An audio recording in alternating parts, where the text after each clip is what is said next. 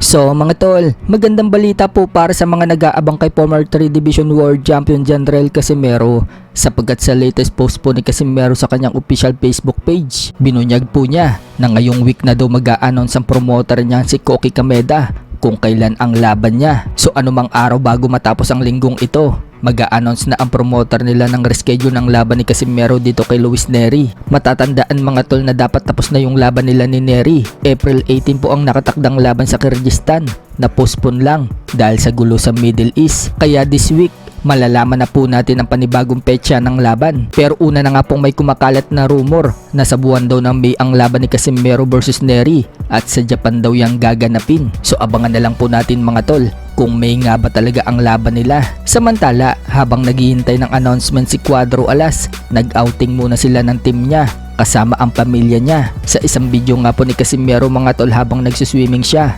pinakita po niya ang kanyang katawan.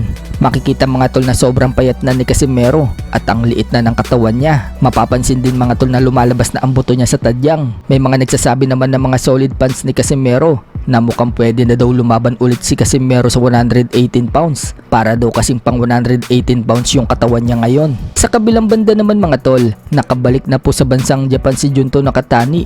Kulang 2 linggo bago ang bakbakan nila ni Naoya Inoue sa Tokyo Dome, Japan. Sa mga hindi po nakakaalam mga tol, sa Amerika nagtraining si Junto Nakatani sa pangangalaga ng kanyang head coach na si Rudy Hernandez. Binunyag nga po ni Junto Nakatani na gagamitin daw niya kay Inoue yung naging laban ni Terence Crawford kay Canelo Alvarez. Gagayahin daw niya yung ginawang paraan ni Crawford tulad niyang southpaw kung paano na ito tinalo si Canelo. Pero goal pa rin daw ni Nakatani na manalo via knockout. Ang importante lang, makamove daw siya hanggang 12 rounds katulad ng ginawa ni Crawford dito kay Canelo, para kung umabot man daw ng 12 rounds yung laban, maipanalo pa rin niya via decision. So dalawa po ang magiging game plan ni Nakatani, ang in-knockout itong si Inoue at talunin via decision. Hindi kasi naniniwala si Junto Nakatani na naghanda lang daw si Inoue sa isang strategy, kaya pinagandaan daw talaga niya na maigi itong si Inoue. Sa ibang banda naman mga tol, puspusan pa rin po ang pag-iinsayo ni Naoya Inoue. Sa natitira niyang araw bago ang labang kay Nakatani, sinisigurado din ni Inoue na hindi siya mauubusan ng hangin at lakas kapag kaharap niya na itong si Nakatani, at pinaghandaan din talaga niya ang estilo ni Nakatani. Sa training po kasi mga tol,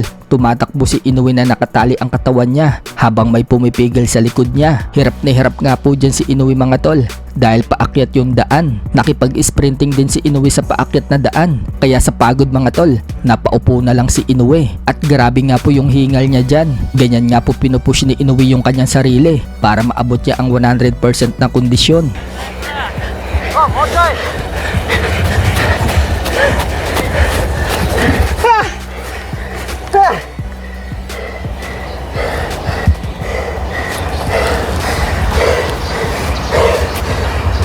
Pagdating naman sa sparring mga tol, kinuha nilang ka-sparring yung kasing taas ni Nakatani at halos kaparehas ng estilo ni Nakatani, pero hindi na po pinakita yung suntukan.